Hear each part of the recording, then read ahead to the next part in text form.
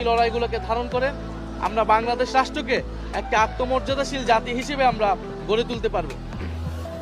আমরা দেখেছি যে নির্বাচনে যে যতই ঘনিয়ে আসছে ততই মনে আতঙ্ক তৈরি করা হচ্ছে, সেই বিষয়গুলো থেকে সরকারের কোনো পদক্ষেপ কি আশ্বস্ত করতে পারছে কিনা?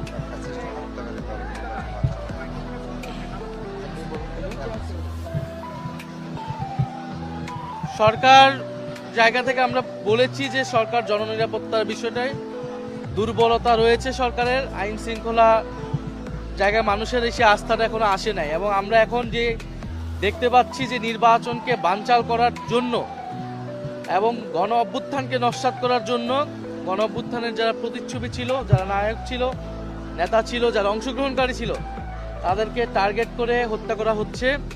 এবং এটি ওসমান হাদির উপর হামলার ঘটনায় পুরো জাতি দেখেছে। ওসমান হাদিকে যারা হত্যা চেষ্টায় লিপ্ত ছিল তাদেরকে কিন্তু এখনো